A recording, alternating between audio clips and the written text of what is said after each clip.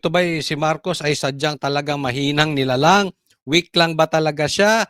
O talaga namang matapobre siya?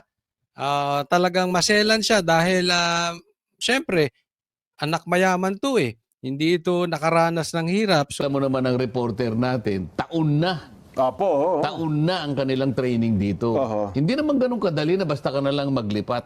Yes. Tsaka hindi ganun naman ang patakaran. Eh bakit naman ako? Kauna ganito yan. Ano mo? Ang dapat gawin dito, huwag nilang diktahan ang Net25 na ilipat. Kung gusto nilang kastiguhin ang Net25, kastiguhin nila. Pero ang magdidesisyon doon Net25. Isa lang po ito. Marcos, huwag diktador. Wala akong katiwa-tiwala sa mga taong diktador. Ito, balita ko lang sa inyo ha. Kung si Marcos man ang may gawa nito at pinaalis niya at pinalilipat, si Marcos ang diktador. Kung ito naman ay sa ni Claire, ito ay kagustuhan ni Claire or kung sino man dyan sa PCong duwag, diktador kayo. Ayaw ko ng ganito. Kasi hindi nyo desisyon yan. Desisyon ng Net25 yan. Diba? Kung nagkamali, may punto rin eh. Kayo rin kasi ang mali. Narinig ko yung interview ni Claire. Ilang beses sinabi ni Claire na magpapa-interview din si Marcos sa press con. Nangyari ba?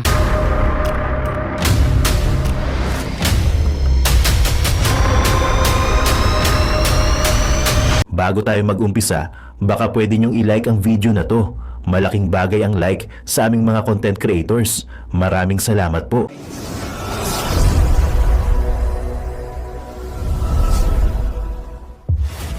Ito ba'y si Marcos ay sadyang talagang mahinang nilalang?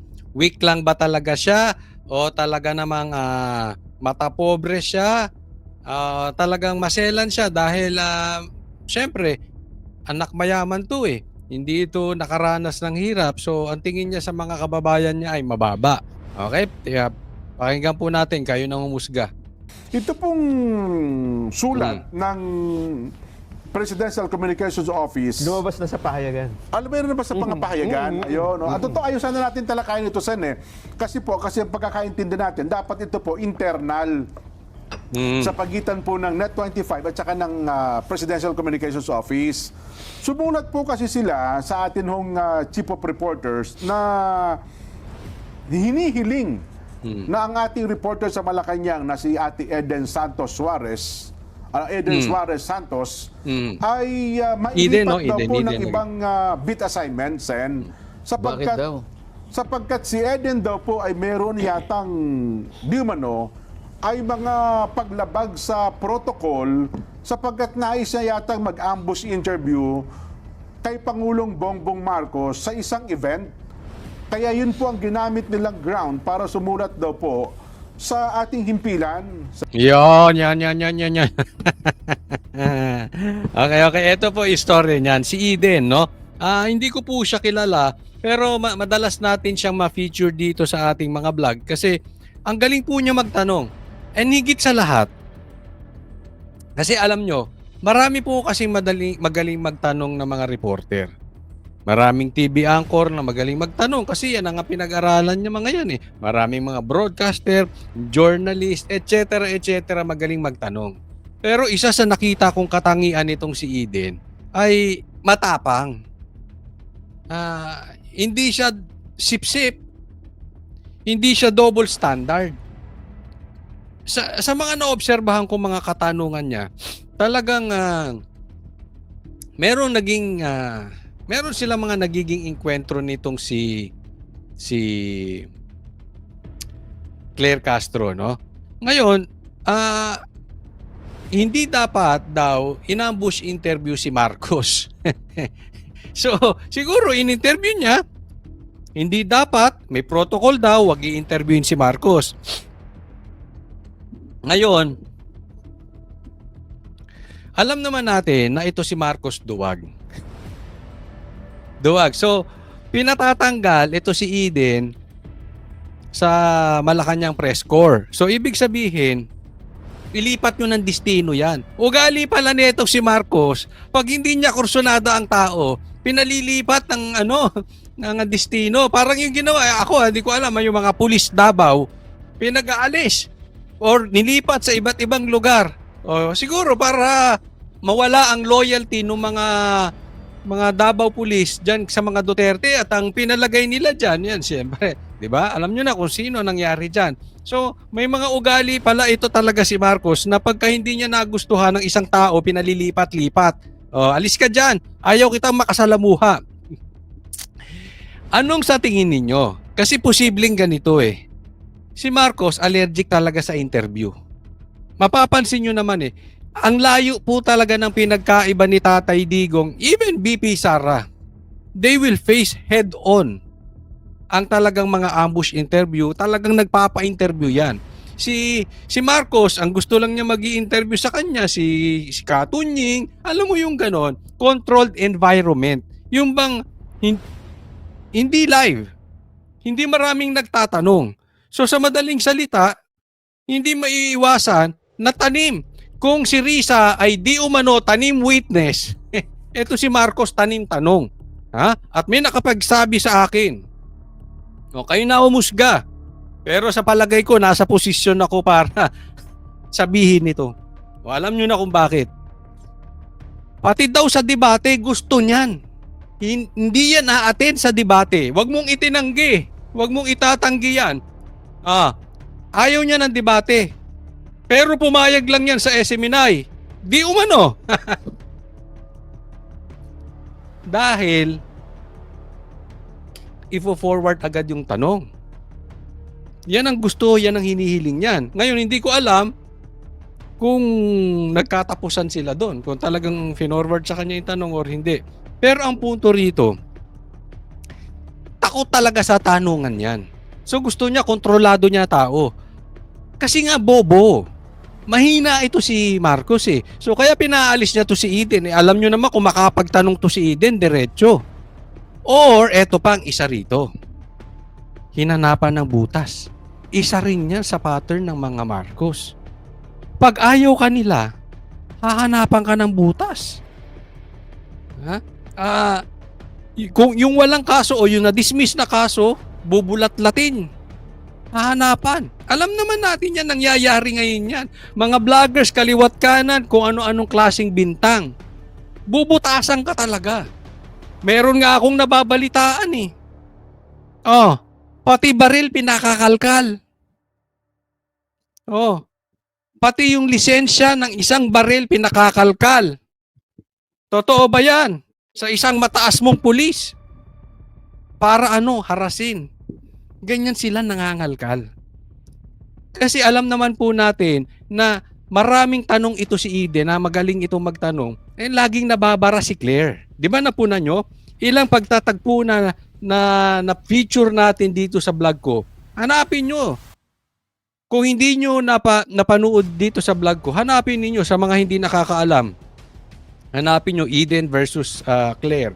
Siguro makikita nyo. Talagang barado lagi si Claire. Hindi siya makasagot. Lagi sa mga katanungan. Or kung makasagot man si Claire kay Eden, talagang nabubuko yung kapalpakan ni Marcos. So, may maraming dahilan eh. No? Talagang siguro, una, ayaw ni Marcos nang nai-interview siya. So, hindi ka po pwede, kailangan magpakaalam ka muna kay Marcos. At huwag kang lalapit sa kanya. Pangalawa, hinanapan ng butas kasi nga laging barado si Claire dito. Ito pala si Claire, matapang lang makipagsagutan. Matapang lang makipagsagutan pagka hindi ka harap. Pwedeng ganun. Diba? Pero pag kaharap niya si Eden, barado siya parati. Pwedeng ganun, kaya gumaganti. No? Hindi natin alam, pero magde-develop tong story na to. And I'm sure, may sabit dito ang PCO. No? Mali sila dito. Pagkatiningnan pong lahat, lumabas yung pagkamata pobre dito ni BBM. Lumabas yung parang ang baba ng tingin niya sa tao. Nakita nyo, ang layo-layo niya kay PRRD. Si PRRD, binabara na ng mga reporter kung ano-anong klaseng binabato kay PRRD. Pero hinaharap niya. Nagagawa pa niya magpatawa. Hinaharap niya yung mga matitinding magtanong na tipong kabastusan na yung mga katanungan. Pagbibintang na yung mga katanungan kay PRRD. And yet, ginawa ba niya ito? May pinasuspindi siyang reporter? O ilipat mo kasi inambush interview ako? Ha? Sa madaling salita na walang kawala dito si Marcos. It's either it could be matapobre siya, nanghahanap siya ng butas, duwag siya sa interview, matatakutin si Marcos, o bobo si Marcos, or all of the above. Kayo na mag-decide kung alin dyan. Sen, Teka muna, yung protocol na yun ay dumaan sa public hearing. wala na po pa. Lahat ba ng mga pwedeng makisama sa isang kalipunan na reporter at kung saan sila dapat maistasyon, alam nila ipinaliwanag yung protocol na yun. Alam nila lahat. Parang ano at po pumayag lahat. Actually, wala namang dito tanong. Kundi ito'y parang mensahe na pinadadala sa lahat ng mga himpilan ng radyo, telebisyon at mga reporters na nagko-cover ng Malacanang, Sen. So, bakit naman, baka naman lumalabag na kayo sa press freedom pag ganyan. May ganun ho ba? Kung minsan kasi, may kinakailangang itanong talaga at hindi mo naman talaga mapipili yung oras. Lalo na yung pagkakataon, doon mo lang nakita halimbawa yung taong gusto mong tanungin. At talagang gusto mo namang itanong yun sapagkat bahagi ng tungkulin mo. Hinahabol mo talaga yung may mga ano yung reporter eh. May mga deadline, oras, may mga deadlines. At siguro isa sa kanyang assignment ay kailangan nating magkaroon ng ganitong reaction mula sa taong ito. At ang deadline niya, yun ang panahon na nakita niya. Paano mo ipagbabawal yun? Yun, ako sa akin banda, ang sabi dito ni Senator Marcoleta, baka naman may deadline si Eden, yung reporter. At syempre, bakit nyo pinagbabawalan? Diba? Doon lang niya, posibleng doon nyo lang nakita yung pagkakataon at doon niya lang mai-interview yung Pangulo. To give benefit of the doubt, pagpalagay natin, kasi baka mamaya, hindi natin alam yung buong sitwasyon. Pero baka naman maselan yung sitwasyon. So, pagpalagay natin, let's assume, for discussion purposes, kampihan nating bahagya si Marcos. Medyo yung lugar maselan. Huwag muna kayong lumapit. Huwag kayong pasaway. Di ba? Pwedeng ganun Kasi bibigyan ko naman kayo ng interview. But for the moment, medyo maselan yung sitwasyon, wag muna. Pwedeng ganun Kaya lang ang problema, hindi ko rin masisi si Eden dahil alam naman natin ang Pangulo, hindi nga nagpapa-interview. So ang tendency niyan, kahit ako reporter pinadala doon. At alam ko si Marcos ay hindi nagpapa-interview. Kahit bawal, i-ambush interview ko talaga. Kasi yun ang trabaho ko bilang reporter So sinusubukan kong intindihin si Marcos. Sinusubukan ko ding intindihin yung reporter. Kaya lang ang pagkakamali nga ni Marcos, ang tagal na niya. Mag-4 na taon na siya nakaupo. Di ba? Going 3 years to 4 years na siya Pero anong nangyayari? Wala naman talagang matibay na interview kay Marcos Gusto niya lahat lahat. Kung hindi si Katunying o yung taga-ABS, yung ganun ba? Hindi na pagbibigyan lahat. Hindi on a regular basis. Siguro, napakadalang. Parang birthday niya. Napakadalang once a year. Di ba? Parang ganun. Pero kung siya ay gumagawa ng at least man lang once a week na pinupulong niya at nagpapa-interview para sinasabi niya yung kalalagayan ng bansa, Mas maayos sana. Alam mo, dapat Marcos yan ang inaayos mo eh. Hindi yung SONA. Kasi sa SONA, once a year lang yan. I really don't believe sa SONA. Kasi ang nangyayari po dyan, bayaran, bolahan, papalakpak yung mga congressman na talaga namang wala namang nagawa doon sa mga plano. Di ba? Ang totoong SONA or yung totoong state of the nation ay yung consistency, yung on a regular basis, ina-address mo yung tao, eto kalagayan natin ngayon linggong ito. Next week, ganun ulit. O, pupulong tayo. O, eto. Para yung napapanahon, current events. Di ba nga sa mga vloggers, merong mga vloggers, halimbawa, ikaw ay vlogger ng kotse. Yung shelf life nung vlog mo, mga 3 taon, 4 na taon, 5 taon. Sa vlogger, hindi. Mahuli ka lang ng isang araw, panis na yung balita mo. Bakit? Current events nga eh. So dapat si Marcos, on a consistent basis, hindi lang 1 taon siya haharap sa maraming tao na may mga bayarang congressman na papalakpak. Di ba? Dapat hinaharap niya yun lagi-lagi. Madalas, sa madaling salita. So, kasalanan din ni Marcos eh. Kung bakit siguro nawala sa protocol o sa sitwasyong profesional, kung matatawag mang natin ganun si Eden, kasi nga ang hirap mahagilap nitong si Marcos. May mga bagay na gusto mong marinig mismo doon sa presidente. Hindi kay Claire. Ang problema dito kay Marcos, laging nakatago sa saya ni Claire. Anong klase bang kalalaking tao ito? Baka mamaya pati sa asawa mong si Lisa tumago ka. Harapin mo naman kasi yung mga reporter. Parang may nilabas silang videos yan eh. Kung hindi ako nagkakama, ito ata yung event sa Tarlac, tama ba, Nelson? Na parang may papakita ba natin? Alam ko nilabas din nila eh. Sa mga tida, sinasabi mo, merong protocol na bawal ang ambush interview sa ating Pangulo? May ganun po na pakiusap sila na kung maaari, wala tayong ambush interview, maliban lang gustuhin ng Pangulo na yun naman pala eh. mag-impact Bakit talaga. ayaw ba ng Pangulo na ma-interview siya? O sila lang ang gumagawa ng paraan? Oho. Baka naman ang Pangulo nakahanda namang magpa-interview. Sila lang. Yun nga yung sinasabi ko, yung protocol ba na yan pinag-aralan at yan ba'y sinang-ayunan ng lahat ng mga reporters na may kinalaman dyan? Ayan, ito. May punto eh. May punto rin si Senator Marcoleta. Yung bang talagang protocol na yon na bawal ang ambush interview, alam ba ni Marcos? Ginusto nyo ba? O gusto lang ng mga nakapaligid dahil mga sip-sip? Or, alam mo na, yung wala silang tiwala kay Marcos. Kasi meron ako nabalitaan, hindi ko naiisahin. Baka kasi yung iba doon, kaibigan ko pa. Yung iba ron kasama ko na baka tamaan. No, pero kasi nung panahon na yon, kinokontra namin si Marcos nung kampanya, di ba? Sabi namin, duwag ka. Duwag ka sa debate. Oh.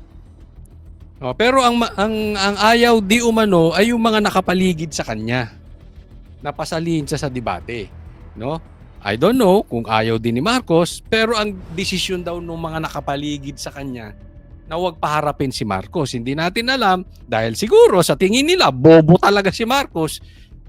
Ayaw nila but definitely hindi aaminin ng mga nakapaligid sa kanya 'yan, no? So hindi rin natin alam kung talagang ayaw ni Marcos itong protocol na ito na pinagbabawal ang ambush interview, no? Pero kasi, sa isang banda rin, Marcos, dapat maging matigas ka. Hindi po natin siguro tamang sasabihin na maging katulad ka ni Duterte, pero presidente ka eh. Dapat, pag alam mong kailangan, gawin mo. And naniniwala ako na napaka-importante sa isang presidente na hinaharap ang media para nalalaman kung ano ang direksyon ng bansang ito. Hindi po pwedeng laging iba magsasalita. Kasi yung nagsasalita sa kanya na si Claire Castro ay wala ding silbi. Inutil din. Ano bang direksyon ang mga pinagsasabi ni Claire?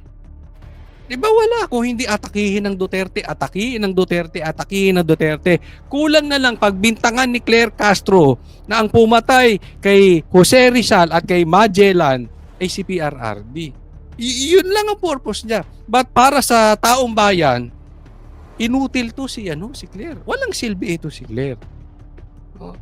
Pero hindi nga kaya rin. Baka posibleng ito yung isang bandang tiningnan ko eh. Baka naman kasi pinag-iinitan din nila Claire etong si Eden. Dahil alam naman natin laging barado dito si Claire. Sabi ko nga, hamon ko nga kay Claire. Bakit hindi ka maglagay dyan ng taga-SMNI? Diyan sa mga interview mo. Or isa sa Banateros. Nang makita mo ang klase ng tanungan. Kasi yung problema dun sa iba dyan, sa loob, parang sip-sip din kay Marcos eh. Dapat balanse po tayo. Hindi para siraan si Marcos, pero malaman natin yung katotohanan. Hindi yung gusto nyong itanong, yung parang scripted na mapapaliwanag niya para tamaan at tirahin si Sara. Yung nililid nyo yung question para birahin si Sara. Ganun lumalabas eh. Sa mga naririnig kong tanungan, magaling talaga to si Eden. Magaling po ito. Kaya ang dami na pong anggulo dito eh. But one thing for sure, duwag sila. Hindi nila kaya ng harapan ang isang reporter. Matapang lang sila pag pagagalawin nila yung mga bata nila. Or yung hindi nila kaharap, kumbaga keyboard warrior. Pero pag one-on-one, harapan sila, duwag. Ang yun ata sa kanila, request yun, Sen eh. Parang protocol, request basically. Unang-una ako, personal. Opo. Kung hihilingin nila si Eden Suarez Santos ay ilipat at alisin doon, paano natin gagawin yun? Si Eden pa naman ang pinakamatinik nating reporter. Yun na nga po. Magaling naman Paano talaga. masasubstitute Admittedly, yan? magaling Saan naman mahahanap talaga. pa? Oho. Magaling. Napakahirap. Hindi kasi ulitin ko. Hindi kasi magaling dahil maraming magaling. Matapang.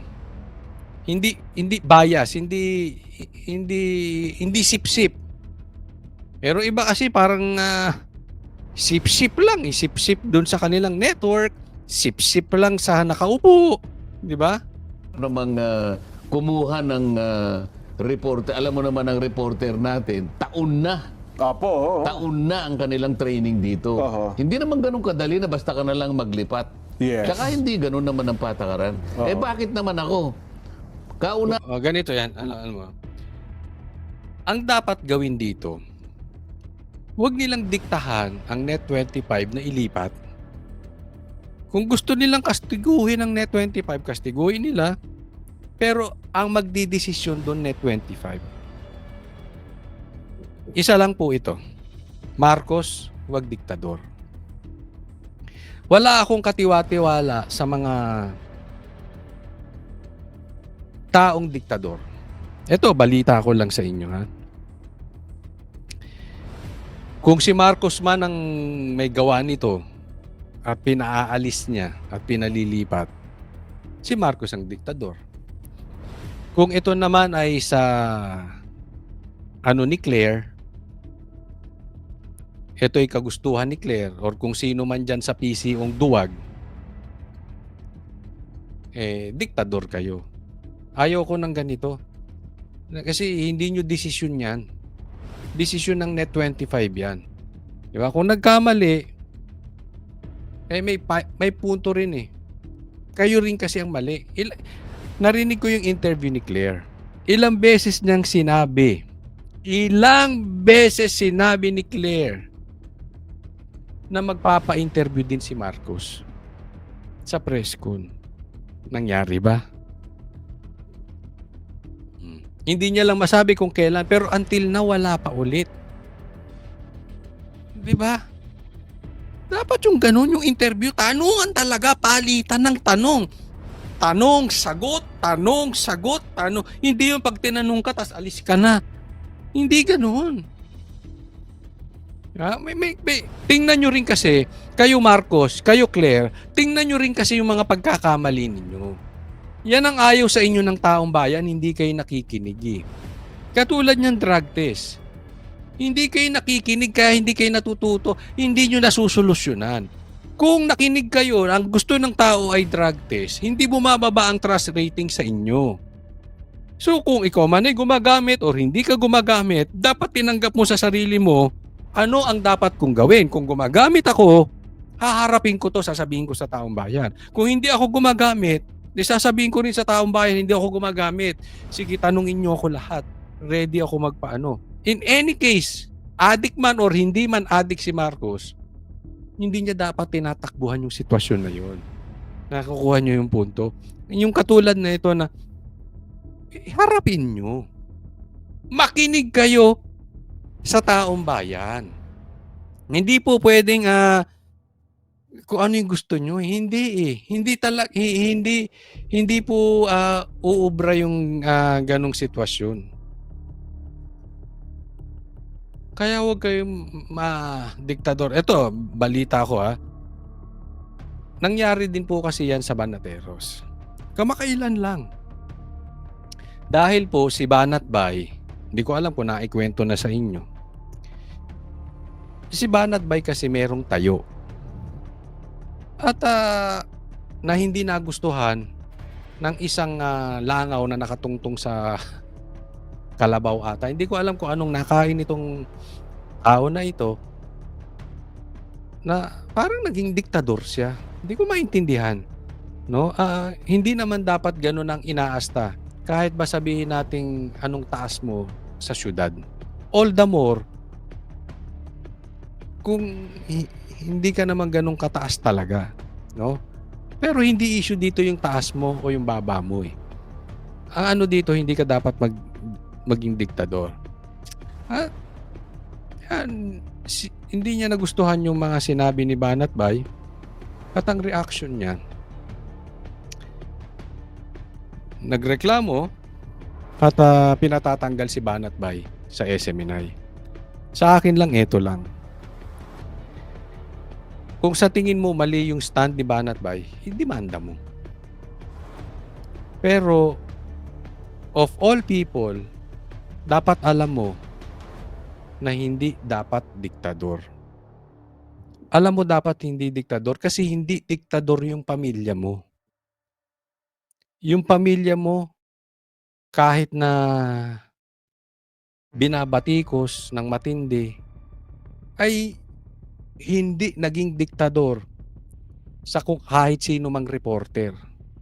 Reporter, media man, etc. Diba? So, kung may mali, punta ka sa korte. Pero wag mong diktahan pati yung klaseng trabaho kung anong gusto niyang gawin. Idadamay mo pa yung ibang tao. So, kaya ako wala akong tiwala sa mga yung mga ganyan. Ay, tanggalin mo yan. Ay, tanggalin mo yan. Ay, ganito. Sino ka? Ilipat mo si ganito, ilipat mo si ganyan, suspindihin mo yan, huwag yan dito sa Malacanang. Pangit yung ganun. Di ba? Hindi maganda. Ang magandang naging balita rito, nagsama-sama po yung Malacanang Press Corps na tinayuan nila si Eden. At nagrereklamo sila, bakit pinalilipat si Eden? So nagsama-sama yung mga ibang TV news channel, nanindigan sila para kay Eden.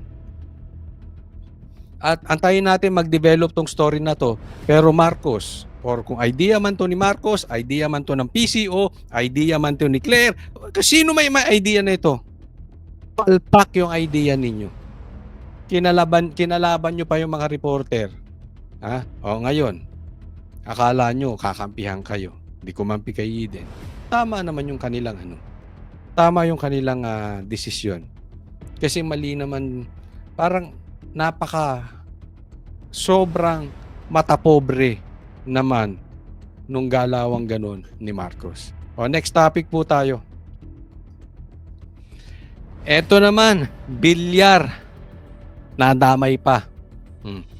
File tayo ng ano no, ng bill about sa a resolution directing the appropriate committee of the House of Representatives to conduct an inquiry in aid of legislation into the issues and irregularities in the joint venture agreement between the local water districts and Prime Water Infrastructure. So, bakit po? Yan yung una natin isipin.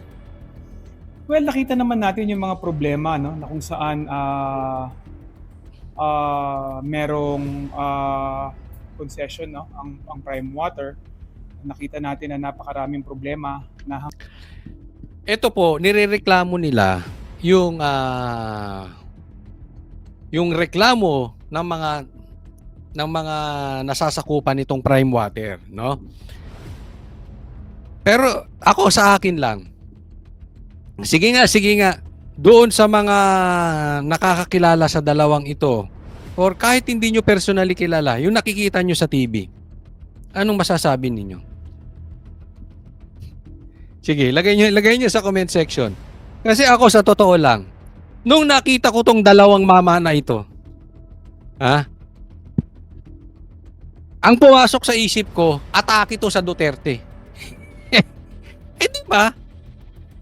Ano bang ginawa nitong dalawang mama na ito sa loob ng 3 taong nakaupo sila? Kung hindi atakihin lang si Sara. Atakihin lang ang Duterte. Ano ba naging silbi? Di ba? Sino ba itong mga ito? Bang parang, ano ba ang pagkakakilala sa kanila ng taong bayan?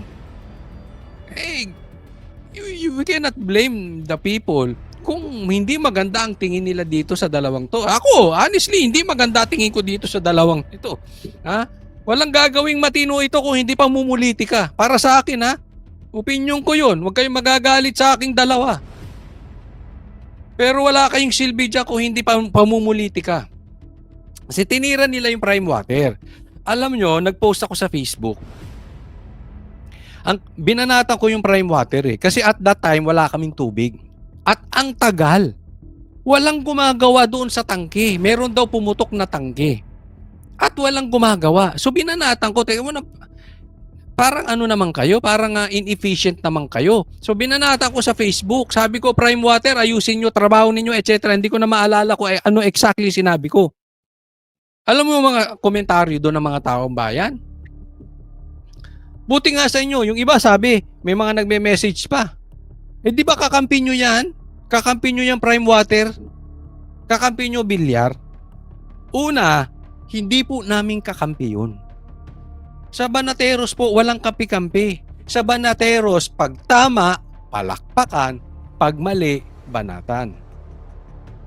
Pero, let's assume, for discussion purposes, na yung sinabi nyo, kampi namin yan. Diba? Di kasalanan nyo rin, kakampi nyo yan Kasalanan nyo yung sa Prime Water. All the more na mas may sense tong sinasabi ko. Kasi kakampi namin, pero binabanatan namin. Anong ibig sabihin? Hindi ako katulad nitong dalawang mama na ito na banat kay Sara pero hindi kayang banatan ang mga kapalpakan ni Tambaluslos. Pagpalpak. Pag mali. Alam nyo naman ganyan kami. Sinabi rin namin that time. Hindi namin susuportahan si Sara. Hindi namin tinira si Sara. Hindi namin binanatan si Sara. Pero sinabi namin mali siya. Na kinampanya niya si Marcos. Na bakit tumakbo siyang Vice President para kay BBM. Sinabi namin yun lantaran. So, fair kami. Kahit kakampit, pinupuna namin kung may pagkakamali. Itong dalawang to, walang pinupuna to kahit mali Ang nakikita lang nito puro Duterte. Ngayon, kinampanya ni Sara si Amy. Anong sabi namin? Mali ka dyan, Sara. Hindi namin pinipersonal si Sara. Hindi namin binababoy si Sara. Pero sinasabi namin, mali ka doon, Sara. bubudulin na naman tayo another Marcos. Ang punto ko lang dito ay hindi sisihan. Ang punto ko lang dito, patas kami. Kaya nung tinira ko yung Prime Water, mali kasi sila talaga eh. Although to be fair with Prime Water, hindi naman kami madalas mawalan ng tubig. At saka hindi naman tumatagal. Eto lang, isang araw wala pa rin gumagawa, tumagal na walang tubig, or tumatagal lang pag nawalan tubig pag nag-brown out kasi pag malakas ang ulan. Halimbawa nung 2 years ago, umulan, bumagyo, bumagsak yung puno, tinamaan yung poste ng Meralco. So definitely pagka walang kuryente, wala kaming tubig kasi pinapatakbo yung pump ng tubig, no? So hindi yun part ng Prime Water, kaya lang meron din silang pagkakamali doon. Dapat ready sila na kahit walang kuryente, dapat yung serbisyo ng tubig tuloy-tuloy. So may pagkakamali din ng Prime Water. Hindi ko sinasabing wala. Kaya nga binanata namin. Ang issue ko lang dito sa dalawang mamang ito, huwag politikahin. Bakit ngayon lang kayo nagrereklamo? Sa katunayan, sinimulan nila reklamo nila sa Prime Water nung lumipat si Camille Villar, iniwan yung alyansa. Doon lang naman kung talagang may reklamo sa Prime Water at sinasabi nyo maraming nagrereklamo sa Prime Water, bakit kayong dalawang itlog ngayon lang kayo lumabas? Bakit lumabas lang kayo nung panahon na nung lumipat lang si Camille? Questionable talaga timing na itong dalawang ito, lalo itong balbas sarado na ito. Coach, sasabihin ng iba, inggit ka lang sa bigote at balbas niya. Hindi naman, excuse me po. Ha? Hindi naman ako ganyang kadabulan. Oy, mag-diet ka naman. Hindi. Pati naman yung diet. Hindi kasi, di ba? Alagaan mo yung katawan mo. Sayang, sa bagay, ikaw ba naman ang kumita ng ano? Hindi mo nakikita ng congressman, ha? Oo, hayahayang buhay niyan. Di ba? Ateng. Yun ay questionable. Ako walang problema. Gusto ko kastiguhin nyo yung Prime Water. Dapat pagalitan ng Prime Water. I agree. Dapat ayusin ng Prime Water yung kanila kasi ako, kaya ko magsalita dyan dahil na-experience ko mismo. Dito po sa aming lugar, Prime Water po ang water service. Pero, kahit tama ang pamamaraan, pag mali ang motibo, mali ang kalalabasan. Ulitin ko, kahit tama ang pamamaraan, pag ang motibo mali, mali ang kalalabasan. Bigyan ko kayo halimbawa. Halimbawa lang to ha. Halimbawa, isang presidente, isang politiko, lulong sa droga at sa concert. Example lang to. Lulong sa droga at concert, hindi mapabago. Ayaw magbagong buhay. Pero nakakita ng isang magandang babae, mayaman, kilala ang apelyido. Niligawan. At sinabi, sasagutin kita pag ititigil mo yung droga. So yung manliligaw na politikong adik sa droga at adik sa sugal, ay adik sa concert, hininto ang pagko-concert at pagdodroga. Tama yung tama, 'di ba? Tama namang ihinto mo yung dalawang katarantaduhang 'yan. Pero mali yung motibo. Kasi pag iniwan ka nung babae, hindi bukal sa loob mo yung pag-iwan mo dyan sa bisyo mo. Pag iniwan ka nung babae, babalik ka sa droga. Babalik ka sa concert. Ito pa masama. Pag yung niligawan mong babae, sinagot ka, kinasal na kayo. So ibig sabihin, kuha mo na, hindi na makakawala sa'yo. bumalik ka sa pag-a-addict, may magagawa pa si babae? Wala, kasi mali yung motibo ni lalaki. Baka kalabasan nun, dalawa na kayong addict, dalawa pa kayong mahilig sa concert. Oh, ay nangyayari yan. Ayaw nung nililigawan. Ayaw nung nililigawan sa droga at saka sa concert. Katagalan. Dahil wala na siyang magawa doon sa lalaki. Dalawa na silang addict. Dalawa na silang nanunood ng concert. Nanunood pa ng tennis. Ako racing. Mahilig talaga manood. Politiko mahilig maglustay ng kaban ng bayan. Dalawa na sila. Di ba? Sabi ng iba, if you can beat, yun? If you cannot beat them, join them. Di dalawa sila. Anong punto? Mali kasi yung motibo. Kaya, hindi ko type tong dalawang ito. Kung concerned sila sa taong bayan, dapat matagal na nilang nireklamo. Matagal na may nagrereklamo dyan sa Prime Water eh. Kung si Camille tumuloy sa alyansa, hindi iniwan yung partido ni Marcos, may reklamo kaya sa Prime Water? I don't think so. Lahat kayo tahimik sa katarantaduhan, sa kamalian na ginawa ng Prime Water eh. Ngayon nag-iingay kayo. Hanggang ngayon hindi pa natutugunan. At siguro nararapat lamang na magkaroon ng investigasyon regarding sa kung ano yung mga nangyayari at para mabigyan naman ng hustisya rin yung mga Ulitin ko, hindi ko kinakampihan ng Prime Water. Binanatan ko rin. At babanatan ko ulit. Oo. Pero yung pag-epal nitong dalawa, lumalabas na kasipsipan kay Tamba. Hindi ko alam kung anong gusto nilang maabot dito. Anong kapalit nito sa pagsipsip nila kay Tamba. At siguro ito si Tamba naman sumisipsip din kay Marcos. Diba? Magpapalakas. So sige, iniwan ka nito si Camille. Bakbakan natin. apektuhang mga Lalo na ngayon, di ba? Napaka-importante. Gusto ni Martin Romualdez maging speaker. Baka ito isa sa kasipsipan niya, nabigyan siya ng pabor ni Marcos, kaya tulungan siyang kausapin yung mga congressman na ibalik siya bilang speaker. mamamayan na kung saan ang nagbibigay ng serbisyo sa tubig ay yung Prime Water. Sir, baka naman may magsabi na there's politics here. Ito naman, tanong, ang galing. Baka naman may magsabi na there's politics here. Pakinggan nyo anong sagot. Is there?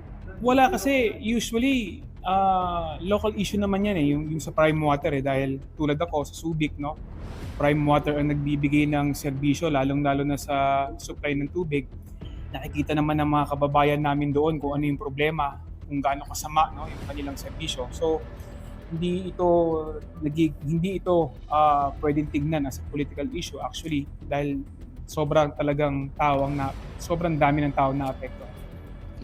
Ang tanong, hindi kaya ito sabihin na ito ay political issue? Anong sagot na itong mama na kasalamin na ito? Hindi naman kasi ito ay local issue. Hinalimbawa niya pa sa lugar nila may problema sa Prime Water at marami nagrereklamo. Ako rin nagrereklamo. Parehas tayong nagrereklamo. Pero nasagot mo ba yung tanong? Hindi kaya sabihin itong politika? Kasi walang koneksyon kung local yung problema sa local. Alam, this is public knowledge na ang Prime Water ay sa bilyar. At nireklamo lang nyo ang Prime Water nung pumalas si Camille dyan sa alyansa. Yun ang dapat mong sagutin. Bakit mali ang timing? Bakit ngayon lang kayo nagreklamo? Dati nang may problema. Sabi mo pati nga ikaw tinamaan ng pangit na serbisyo ng Prime Water. So, ngayon lang bang eleksyon, tinamaan ka ng problema sa Prime Water o matagal na? Di dapat dati ka na nagreklamo, hindi naman po pwedeng ngayon ka lang nagka-problema sa Prime Water So, hindi mo sinagot yung tanong. Inikot-ikot mo lang. Pagsalitain mo kasi yung katabi mo, nagmumukhang kalaki-laki, parang walang utak Nagmukha lang siyang bonjing dyan. Pasagutin mo rin. Mali-mali na yung sagot mo, Brad. Pasagutin mo yung katabi mong congressman dahil sayang, nagmumukha siyang display. Kalaking tao pa man din niya dyan. Ang pangit tingnan na para kang bobong makalaki mong tao, hindi ka nagsasalta. Kasi hindi gusto natin ipatawad sa hearing sa hotel. Siyempre yung opisyalis ng mga prime water, mga water district na kung saan naroroon yung kumpanya ng prime water na sila yung nagbibigay ng serbisyo ng tubig, no? Siyempre yung mga sa ahensya ng ating pamahalaan sa luwa, no? Gusto natin malaman kung ano yung kanilang mga ginagawang pamamaraan para maprotektahan. Teka Brad, ikaw ba talaga hindi magsasalita, ha? Tumayo-tayo ka pa dyan. Ano ka ba? Security? Bodyguard? Backup? Ano? Congressman ka ba o bodyguard?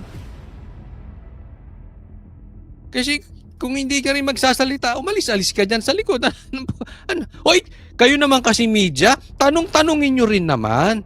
Nang sa ganun magmukha, magkaroon naman ng silbi tong mama na ito, nagmumukhang tanga eh. Huwag nyo naman pagmukha. Kayo media, huwag nyo naman pagmukhaing tanga yung mga ini-interview nyo. Sabihin nyo na lang, kahit ako dyan, anong gagawin ko dyan? Magaganong-ganon ako para akong pumipitik-pitik ang mata. Ay, tatayo ako rito, wala namang magtatanong sa akin. Ano pa? Alis na ako. At yun na nga mga kababayan, ano na ang masasabi mo? Kung mayroon kayong hinaingat komento patungkol sa balitang ito, please comment down below. Pag-uusapan natin yan sa comment section. At kung nagustuhan nyo ang video, ay huwag kalimutang mag-like at i-share na din para mas marami pang makaalam at umabot ito sa marami sa ating mga kababayan. Maraming salamat po.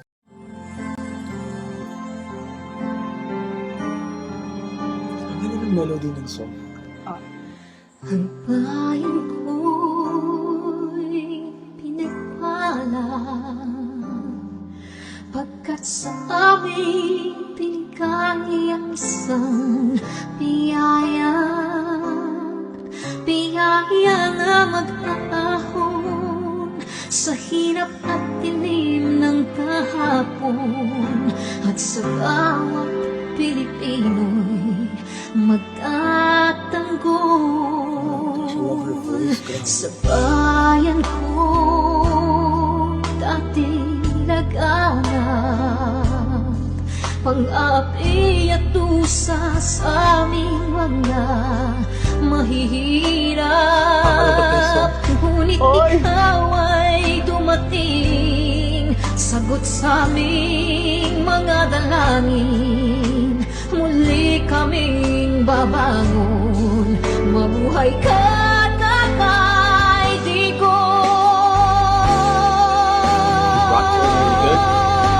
Ama maraming salamat aming mga mata'y minuhulat gawain ng masasamay iyong isiniwalat ikaw lang ang pag-asa naming lahat.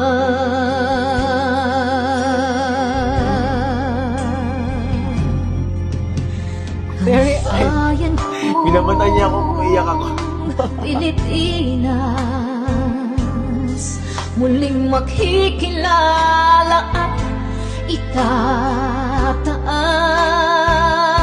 katahimik ay maghahari sa ating puso'y mamamayani mga ngiti sa labi di mapapawi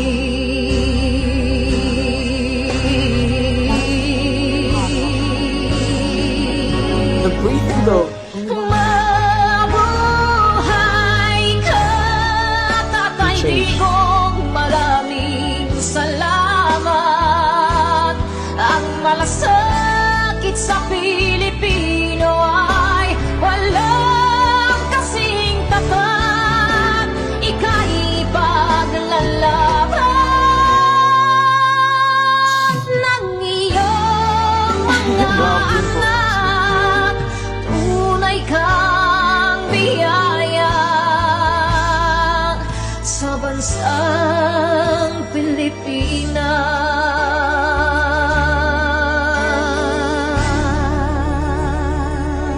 ba? Gosh. Irene Oikawa. Mabuti pa ang sardinas may label. Eh tayo, wala. Nay, ito na yung bayad ko sa isa, ano? O, kunin mo yung isa. Isa muna. Iyan, no? Tapos, isa pa. Di ba? 4 dapat na sardinas, eh. Yan. 3 na. Pang-4 na sardinas. Okay na.